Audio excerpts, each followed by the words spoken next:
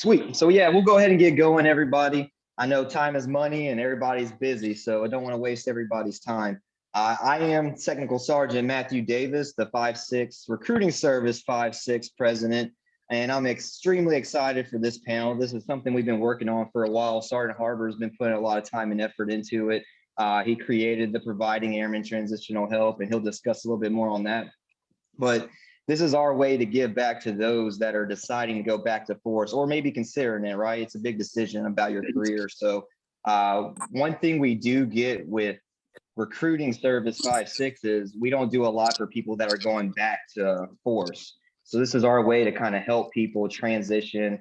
And we got some amazing individuals to come on here today and discuss, how their transition was, what would they recommend you do when you do get back to force, and some things to consider with the transition. So without further ado, I'm gonna go ahead and pass it over to Sergeant Harbour.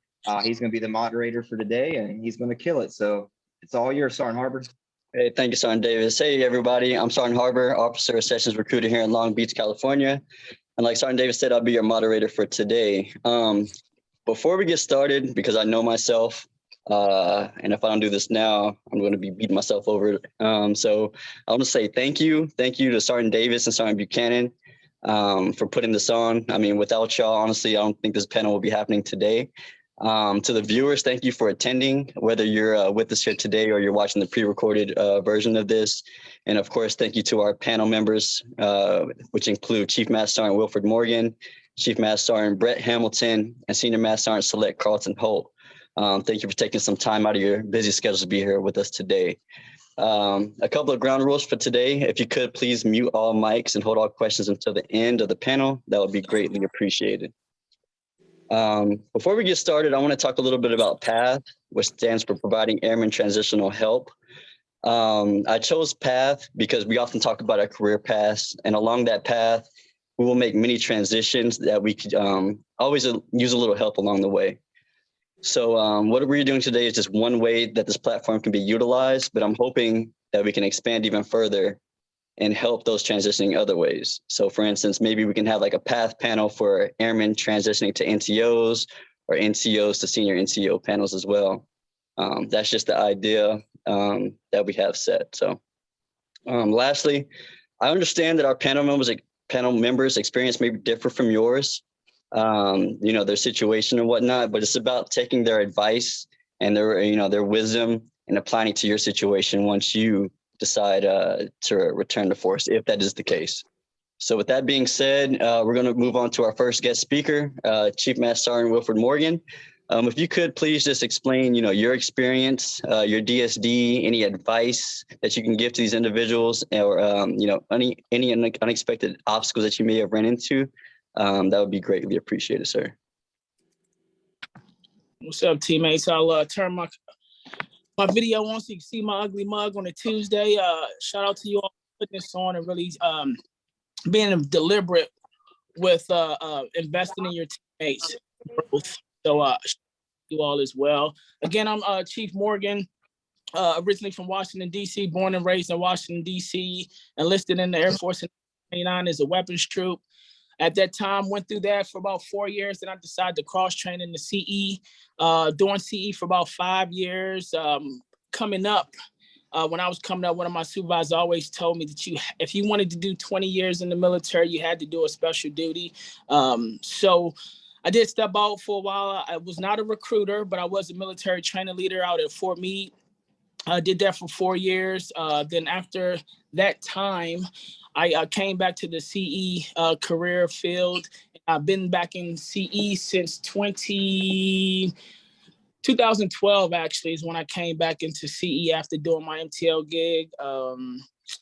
Did think about stepping back out again to do some first sergeant stuff, but I decided not to because of where I was at a certain point of overseas assignment. So again, did MTL. I forgot what some of your questions were, but if I would just say my experience, I always tell people, I was born on the flight line. I grew up in CE, but I really matured in my special duty as an MTL. There was so much growth that happened there. A lot of times within my career field as an MTL. I just had the opportunity to mature and really learn, because at the time I was the they. I know sometimes we're in a subordinate mindset. Sometimes you're like they, talking about leadership, they're always messing with us. And at that time, I was in that kind of leadership role where our airmen in tech school was thinking I was the they, and all I did all day was plan how to ruin their day, which is not true. But I had an opportunity to grow and learn so much out in that area, in that career field. So transitioning back, some things that I thought about as I was getting ready to return back to the CE. CE, if you don't know, CE is a very competitive AFSC. Everybody's trying to figure out who knows what. I'm an electrician by trade, so everybody's trying. Did you do high voltage? Do you work on the airfield? Or your alarms guy? So it's a very competitive career field. So as I knew I was transitioning back, I took an opportunity to go to Korea. Which Korea, for those that have been there, is very fast paced. A lot of stuff's going on. And I wanted to jump right in the Kool-Aid. I wanted to jump right in the mix and not really hold back. So although I know I was going to Korea, I had opportunity to kind of reach out to some of my old teammates, because I was stationed at McGuire prior to my special duty. Reached out to some of my old teammates there and asked them, like, hey, do you mind if I, take some of my own personal leave, go out there and spend 2 weeks with you guys, just to try to get oriented to what was going on at that. In our career field, a lot of things has changed from our unified criteria that we had to follow. A lot of regulations that changed on how we performed high voltage work. So I kind of wanted to use an opportunity to kind of jump back in the mix to get oriented as quickly as possible. So I did 2 weeks with my old shop.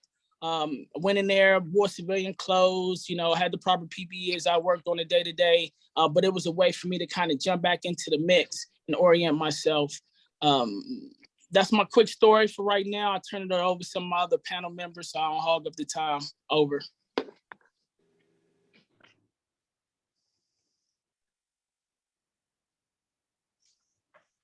Yeah, I appreciate it. Thank you so much, Chief. Great words of advice and wisdom. I appreciate that.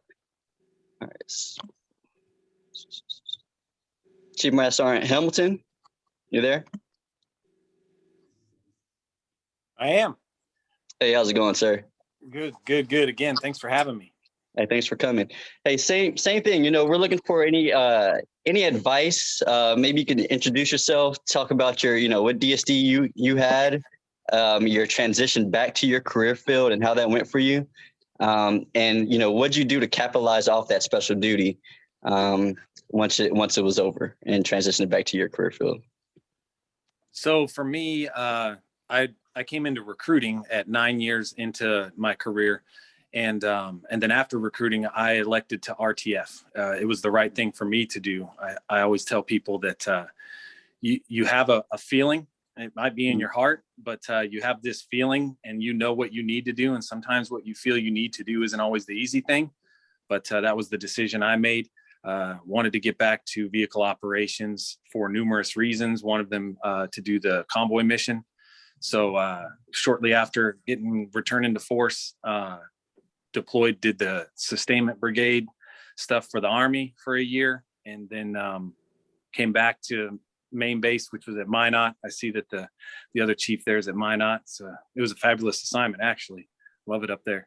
And then after about roughly 3 years out of recruiting service, I elected to come back and came in as a flight chief, which at the time was, and it still is relatively rare to do that, but I came back as a flight chief and had made my way through the assignments and the promotions, and I'm still in recruiting. And the next, I believe it's like December 15th, I'll be signing in and replacing Chief Daigle as the CFM. So there's a path for everyone. I would just tell you that if your heart's there, then you're probably going to have a better result. And so as we discussed before we started this, the lack of information is what increases stress. And what we want for people is an informed decision. So a piece of advice I would give everybody that I think applies when you're leaving special duty that most do not know. Number one, a lot of people hear about base of preference. You can do a base of preference, and there is a process for that. But at the same time, some of the things that people miss doing if they don't get a base of preference, is updating their assignment choice lists in a timely manner. So you need to know how to go into AMS by your rank, by your specialty, and filter what bases you're needed at, just like we try to tell other people to do, but then we may not take care of ourselves when it's our turn. And you need to make sure that those lists are up to date. And I would say to do that at least a year out from your code 50 expiration. If you don't know what your code 50 expiration date is, you should ask your personnelist in your organization to tell you what it is, so that you know and you're tracking. And then you go into virtual MPF and keep your stuff up to date if you're RTF. And I would also tell you that what you think is the right choice only becomes a better choice with information. So ask a lot of questions if you've decided to RTF. Find somebody who can kind of talk to you about it. On the other piece, you do have a lot of growth that you may not be aware of, and a lot of skill sets that have been sharpened and polished while you've been in this special duty. You've become expert communicators. You're going to be even better with leading airmen and communicating with your peers, and most likely even advising commanders and senior NCOs above your role when you get back into your primary AFSC. So you're going to be 10 times the airman you were. You just may not realize it yet. I get very excited when people want to RTF because I just know it is really great. But at the same time, those that elect to stay in recruiting service, I would tell you to do the same thing. Ask the questions, get the information you need, chart your career path so that you know what your timelines are and you can manage your expectations, because that's the other thing that we may miss is managing our expectations. So we think, oh my goodness, I'm this rank at this many years in the Air Force. I'm behind the power curve. Well, what are you comparing? Who are you comparing yourself to? You may not be behind the power curve. So there's a lot of questions that we need to be asking in order to make sure that we're making informed decisions. So I don't want to take up too much time either, because I think the most important thing is getting to the questions and hearing from all the panel members so that everybody feels that they got everything that they were looking for. So again, thanks for hosting this. And I'm eager to hear from the next panel member and also be a part of answering all those great questions.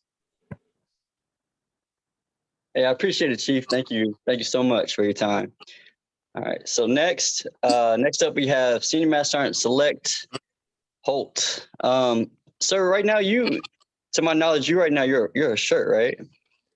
Yeah, for the 333rd.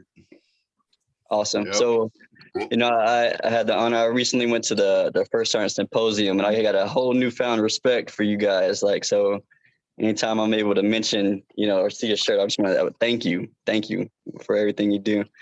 So, so for you, sir, floor is yours.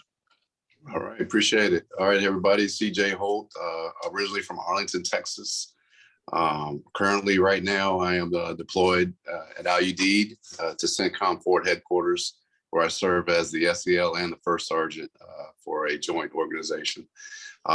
Also, when I get back home, I serve with the Mighty Sharks from the 333rd, and I'm proud to be a part of that. I'm a dental technician by trade, so I came up through the medical community, and then with a few deployments under my belt, then became an Airmen Leadership School instructor, taught ALS at Kadena, served as an instructor for 4 years, and then went back to force, and now I'm back in the special duty a couple years later. What I will tell you is that I believe, being well informed as well is the key to the future for all members listening. You have to picture it, right? So when you were in your original AFSC, you were selected to be a recruiter. You were selected to be some of the very best to put in airmen and guardian in the Air Force and the Space Force.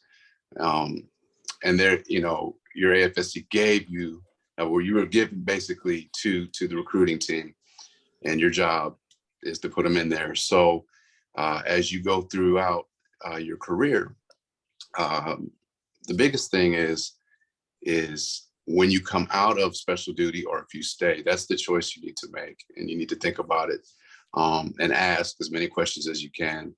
To me, I think it's valuable to come out of recruiting or come out of a special duty and as an Airman Leadership School instructor, it armed me and equipped me to lead my airmen back in the dental community when I came back, and I was ready for that opportunity. And it definitely helped me move up the ranks. What I will say, some of the challenges that I had was turning off that instructor hat, right? Turning off that PME, all the way blue mentality, which I never could. I kept it on. But coming back in, I think the best thing I could ever do or ever did before I came back to the dental field was call my gaining base and talk to my superintendent about what they had in store for me. What are some things that I could do to get my mind right going back into the dental community? And it paid dividends. But yeah, there's a lot of good information out there about returning to force and staying. One thing I noticed about recruiting is a lot of the airmen that I serve with right now never had the opportunity to bounce, these thoughts or these questions off with senior leadership and get both sides of the coin. I think it's very important that you get both sides of staying in the path of a recruiter or stepping out and going back into your core AFSC. What I will tell you is that the expectation from your former career fields, they want you to come back. They want you to come back and bring all that goodness and all that knowledge and skill sets back to your AFSC and show the good works that you've done and what you can bring back to the squadron. For that, I think someone's mic is muted, but it's all good. I'll go ahead and turn it back, and then if you have, ask questions, that's good. 5 billion units of inventory. 2.5 billion, Daryl? 2.5 billion units of what? You want to figure this out? Smith, can you mute that?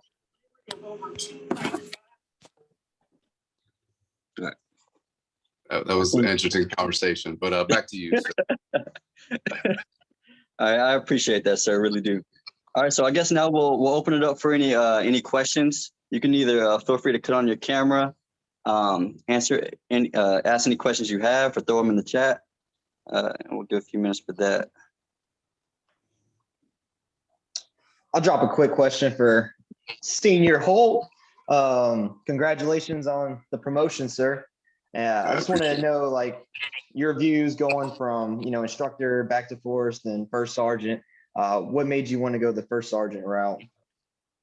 Okay, yeah, great question. So, teaching PME, you get all AFSCs, right? You get everybody in the force, and you get to learn about their jobs, and you get to see the big picture of what we do as airmen, right? And honestly, I missed it. I went back to dental, and we did great things at Wright-Patterson. Did a lot of great things, but it was just, my scope was just medical, right? And it was just dental and taking care of patients, which I love doing that too.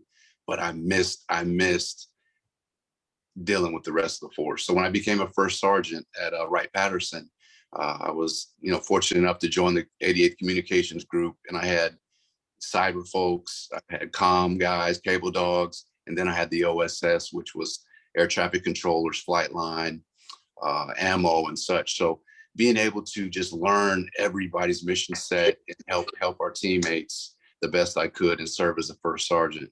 And it's been rewarding, but I just missed it. I can't deny it. I love being back in the field, and I loved working with my airmen in the dental squadron.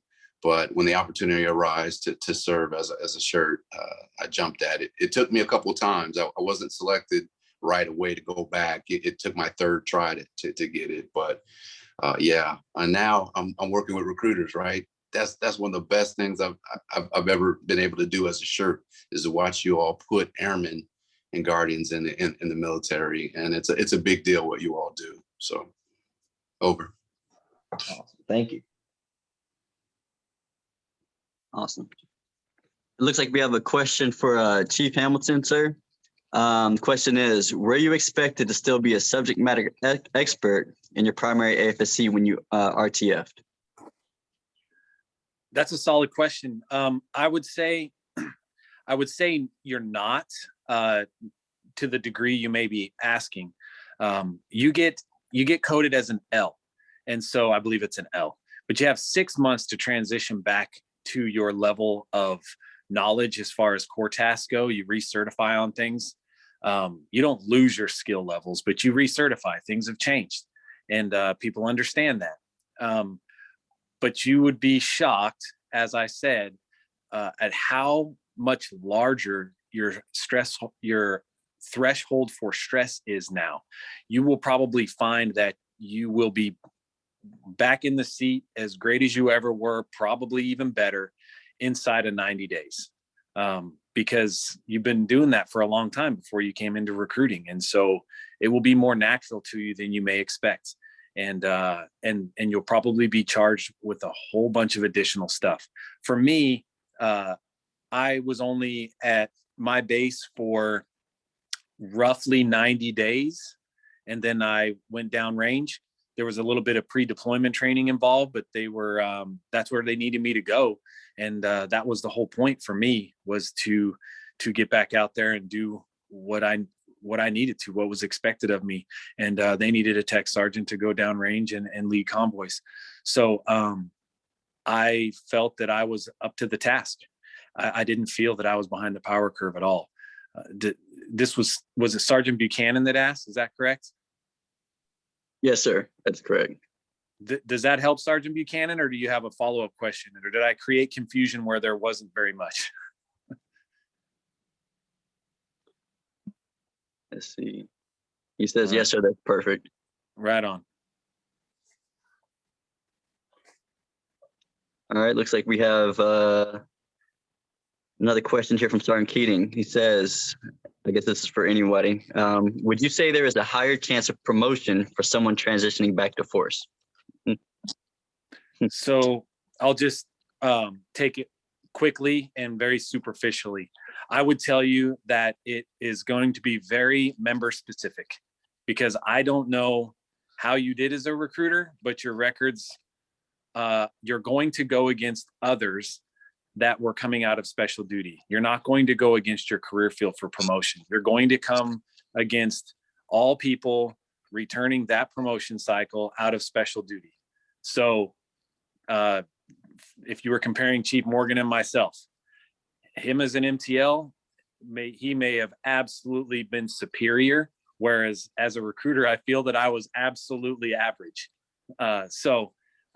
Just keep that in perspective. It's all about the individual and not about a standard promotion approach. And then I'll defer to the other two. Gotcha. Thank you, sir.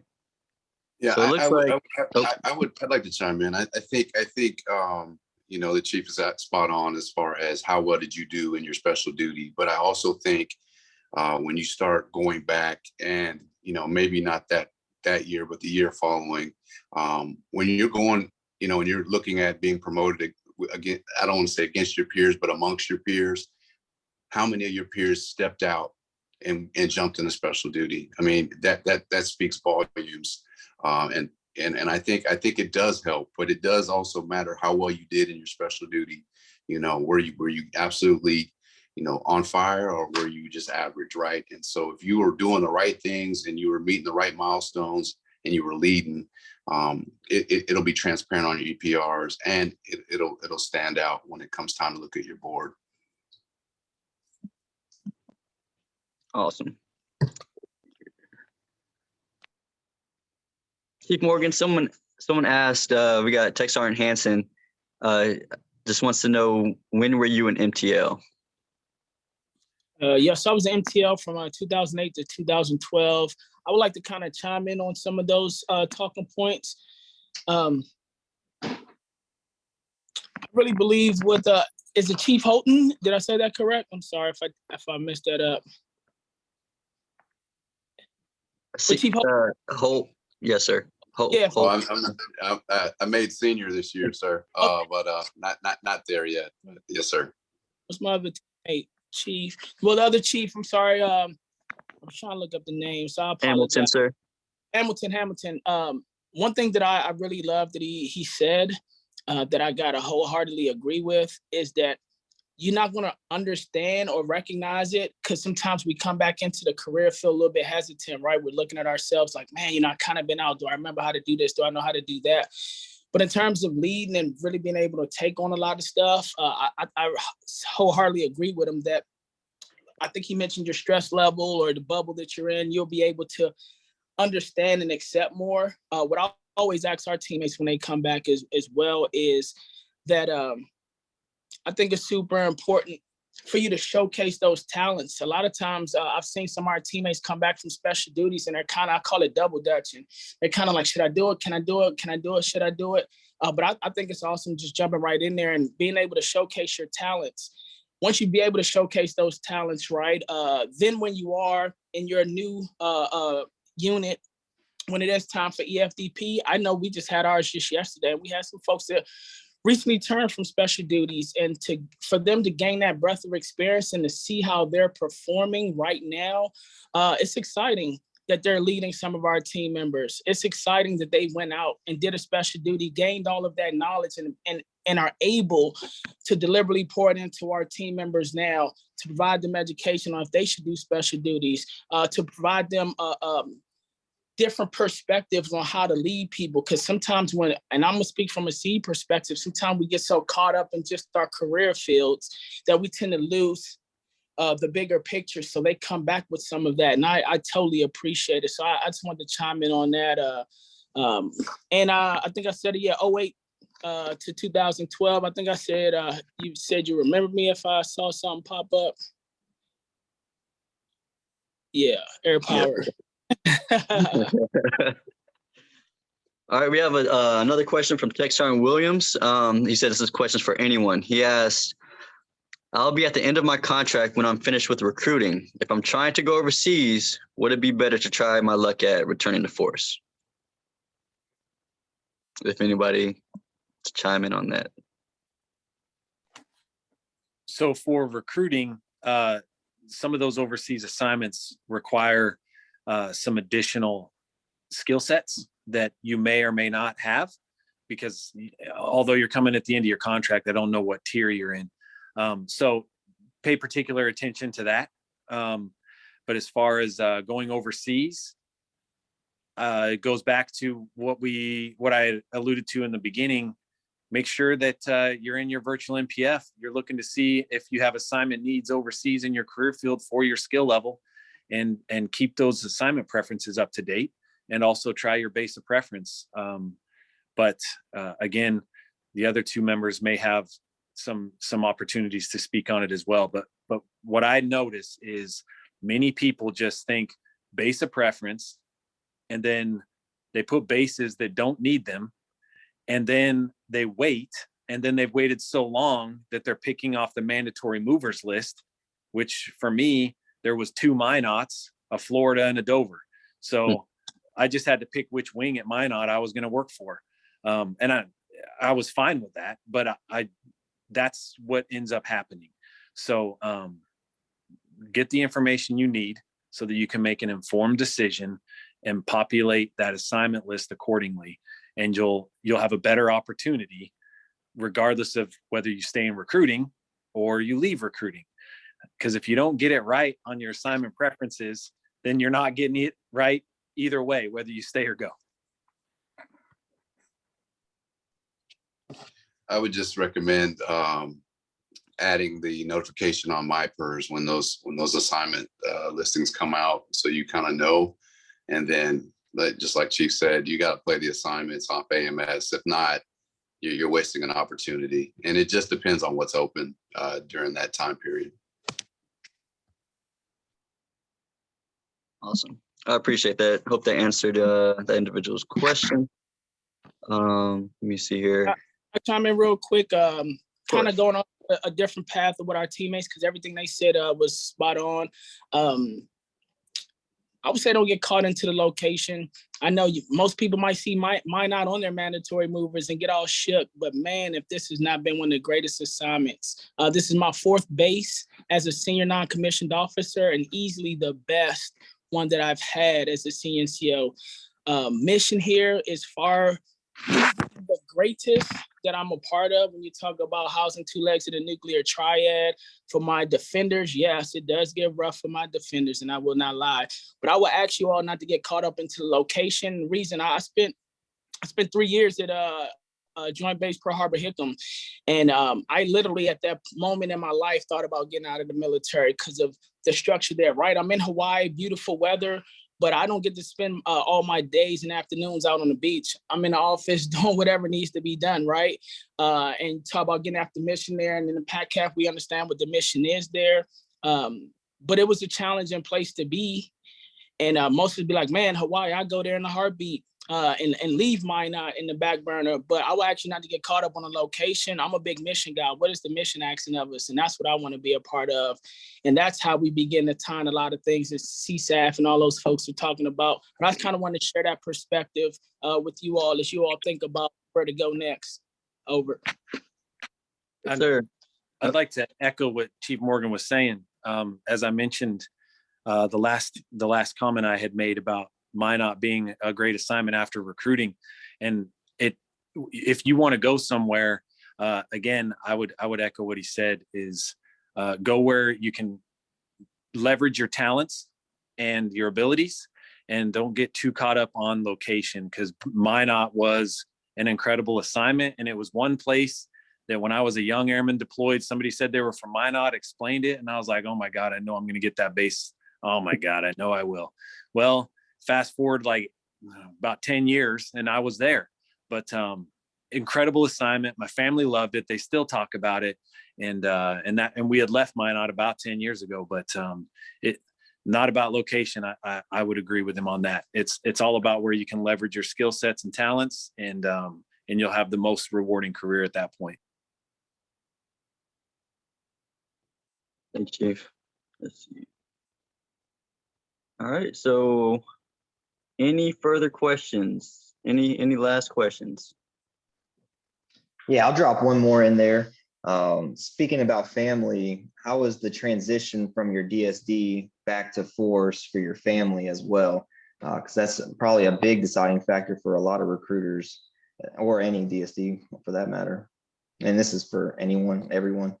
Yeah, I'll jump on it. So, you think about when you became a recruiter, how stressful was it on you and your family, right? And so trying to adjust, not being attached to a base, or maybe you're close to one. So I think for you all to get back and go to an actual base where they have those supporting agencies readily available will be very beneficial.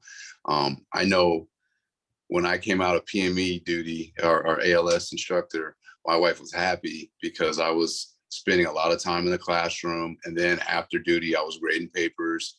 Hardly didn't get that much time off, right? Unless we took time for like summer or winter break for holiday. But they were ecstatic when I left special duty. Now as a shirt, it's a little different, right? I could be at home at the dinner table and get that call and got to go. But the fact that we're closer to a base, a home station, where there's a lot more things that help the family out, I think it's beneficial.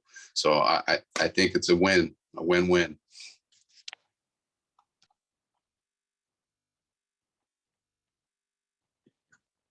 All right. It looks like we have a couple more questions for you guys. So we have one that says, if our EPRs are great and we're trying to have a better chance at promoting, would returning to force be the best option? I've heard it's easy to get stuck at Master Sergeant in AFRS. Shoot, Sergeant Davis, you might even be able to chime in on this as a select, but that's the question. I would tell, I have these conversations a lot. As a matter of fact, I'm sure we all do.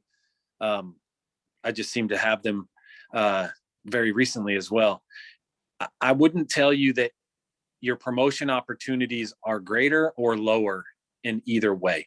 I would just tell you, leveraging your skill sets and talents where your heart is and where you feel that you'll give the most because your family is the most supportive and that everything's just clicking for you because you love what you do and all those things, you're going to find that you probably have the best version of yourself, and then you're going to achieve the best results.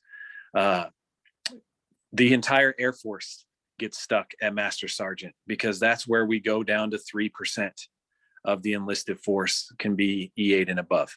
So I would tell you that leverage your talents where they will be best, and you'll have the greatest attitude, because perspective is super important.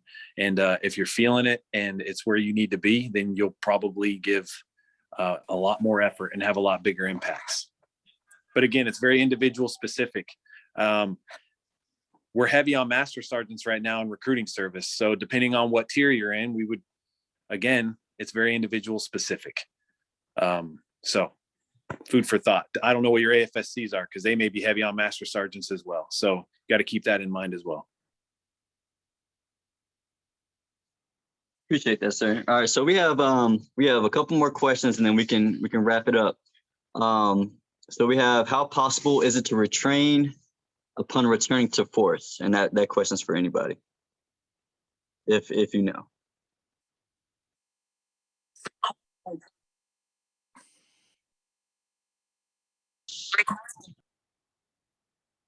right.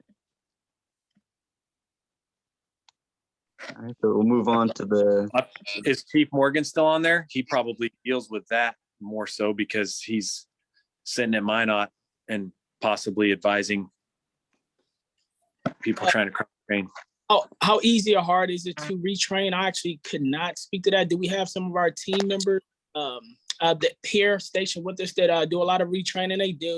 We could talk about the timelines, when did you enlist? 4 to 6 years, things of that sort. But that would be one, especially coming out of a special duty, depending on how much time you have left. I think that'd be one that I would actually want to sit down with one of our CAAs on, just to make sure that the information is actually valid. I don't want to steer you in the wrong location and say it's easy or hard. I definitely believe it depends on the career field. Some of our career fields are in need of personnel. So it really depends. Sorry about that. It really depends on what you all are trying to get into. Some career fields are already overmanned and trying to get rid of our, cross-training tech sergeants and master sergeants. So I think it'll really just depend on that in terms of specifically what you're trying to get into, and how much time you have on that enlistment as well. So that'll be something, if I were you, I would touch base with the CAA. That'll be my first turning point right now. So I know it wasn't the best answer for you. I would just like to ask a follow-up question to that person who posted it. Are you talking about after you get back into your career field, or straight out of recruiting trying to cross-train? Hey, how's it going, Chief? So I'm the one that asked the question. So I go back to force next month. So I'm going back to CE, and I try to retrain from here. And they told me that I couldn't do it because of my code 50, that I have to go back to force for a year. But with me leaving here next month, I missed the cutoff for the, phase 2 of retraining. So I have to wait a full other cycle. So I just have enough retainability to PCS because I have a joint spouse assignment. So I'm trying to retrain upon getting to my next assignment. So I was just trying to figure out if I have to, let's say, wait the full year, or as soon as I get there, I start talking to my leadership. I'm like, hey, I'm trying to do something different. I'm feelings you trying to leave us in CE. That's what I'm in my feelings about. What's your specialty? Just wondering. So I'm on 331. So structures. Yeah, structures are my 3-3 folks. Yeah. Come on to Minot, man. That's what I got for you. Where are you headed to next? I'm just wondering. Go to Andrews, sir. You're going to where, Andrews? Yes, sir. So since I'm going joint spouse, they just put me in. It's a tech heavy shop. So I think I'm just a filler somewhere.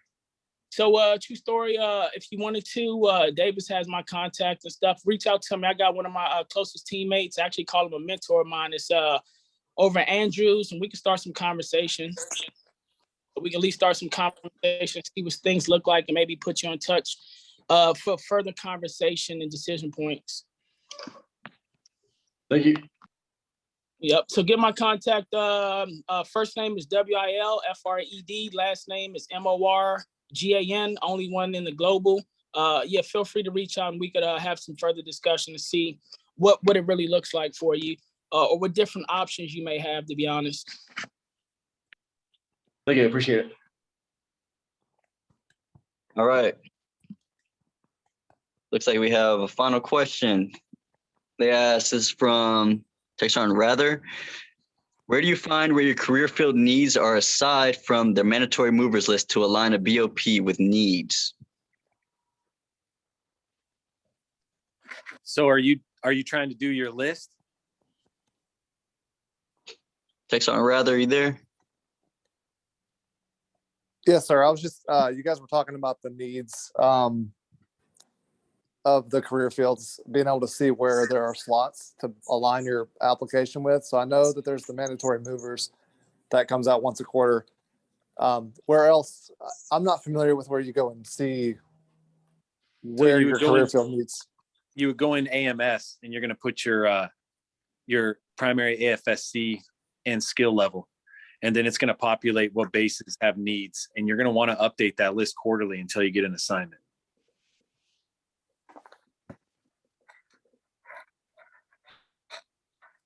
Copy. Does that help? Yes, sir. All right. Looks like we have, all right, we'll end it here. We are not mentioning.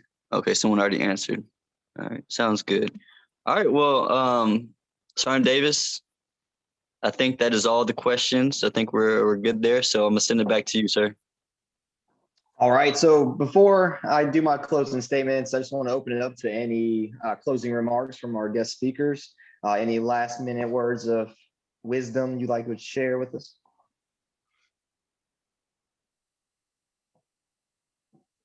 Yeah, I'll jump in, being the youngest. What I will say is that you all were selected to do a special duty for a special reason. You were killing it at your job and you became recruiters. Now you're at that point where you need to make a decision, and a well-informed decision, on either going back to force or staying in recruiting. And everyone's path isn't the same. As a first sergeant, I learned, some folks are frustrated because they weren't well informed and they just stayed the recruiter path and it kind of plateaued. And I can't speak to why or what happened, but what I will say is that ask those questions and weigh the pros and cons, right? There's pros and cons to everything that you're going to do. But I am an advocate for going back to force. I believe in it. I'm not a recruiter, so I don't know the path. But I think that all the skill sets, the communication skills, organization skills, going out in the community, networking, all those different things that you learned as a recruiter, you can take it back to your core AFSC and do great things and lead airmen and be an advocate for recruiting when it comes up and when it comes time for other folks to DSD into the recruiting field. I love being a dental technician, but I love being an instructor. I love being a shirt. I think special duty, takes special people to do it. Good luck to everybody. And if anyone has any further questions, please email me. Might take a little time to get back to you, but I will get back to you for sure.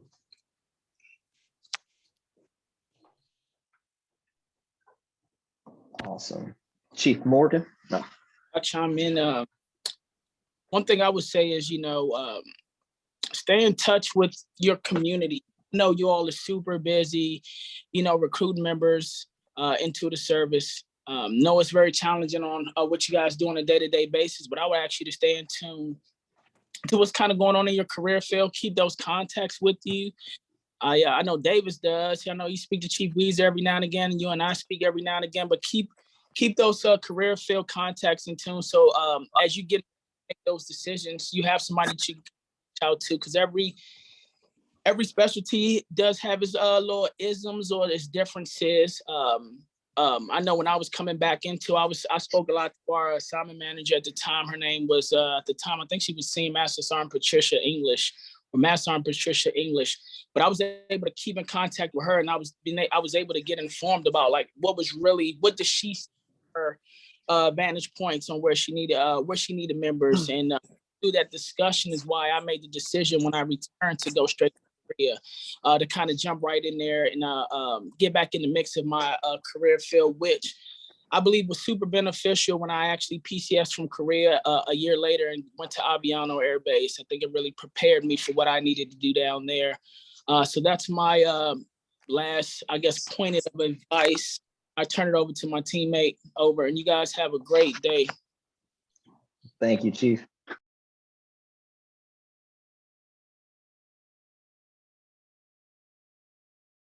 All right, and Chief Hamilton, any last words? I'll just kind of stay true to what I try to tell everybody is that your career path is unique to you. You're the star of your own story. So you just need to understand what the second and third order effects and chart out both paths, staying in recruiting and going back, making an informed decision, because if it's informed, you're going to feel good about it. Mine was to return to force. So I'm also an advocate for returning to force. Even if, I'm sitting in Virginia as the CFM, I'm still, it may not be for everybody, but it is for a lot of people. So we're always going to need to retain some talent in recruiting service. So there'll be room for that. But we do need people to go back and go back happy, well-informed, and ready to lead and make huge impacts in their career field, so that your primary AFSCs just see what special duties can do to grow NCOs and senior NCOs. It's very important. It's one of those things that when you step outside of your career field and you were doing so well within your career field, and then you come out and you're amongst others that were also doing so well, it's a place where you can see how you measure up yet again. And if you're doing extremely well and you leave your special duty with high marks and high accolades, it just shows that you're doing wonderful things no matter where they send you. And so your first assignment, if you RTF and you do well again, you're just showing sustained excellence. And at the end of the day, that's what's going to drive promotions, is sustained excellence. Who's sustained it the longest? So promotions and career paths are very specific to individuals. And so I would just tell you, get as many mentors as you can, make informed decisions, and then they won't be wrong because you're following your heart and they're well informed. And so it should be winning on every angle at that point. And again, thanks for putting this all together. It's super important for people to have a platform to come and learn. So thanks for doing it. Yes, sir. Thank you. And thank you all the guest speakers today. This is a huge topic we get a lot, and I appreciate you taking the time. I know you all are very busy, so we do appreciate it. And like I said at the beginning, this has been recorded. We'll upload it on YouTube so everybody can come back. You can even put questions on there and we'll make sure you get your answers. But definitely thank you to the guest speakers again. And then to everybody else, this is our first initiative with the P.A.T.H. So we plan on doing all kinds of cool things. We want to set up mentors. So people that are going back to force, we can already have established mentors for you. So you could just tell us your career field and say, hey, reach out to this person. He can take care of you and make sure that you're informed. Like you said, knowledge is power. So we have to be informed. Besides that, though, thank you all for coming in today. We do have some great things coming later this month. So in a few weeks, we're going to have our fitness panel. We have some outstanding athletes that are going to come on and talk about their training styles and methodology. We're going to have a nutritionist speak on nutrition. So that's going to be important, as well as we're going to present our fitness challenge going into the new year. So if you want new year, new you, whatever it is, definitely log into that. Let's go ahead and get better together. We have our monthly membership meeting going to be at the end of the month. So just pay attention to all the things we got coming out, because we're here for you and we plan on doing some big things. So thank you for your time and have a great day.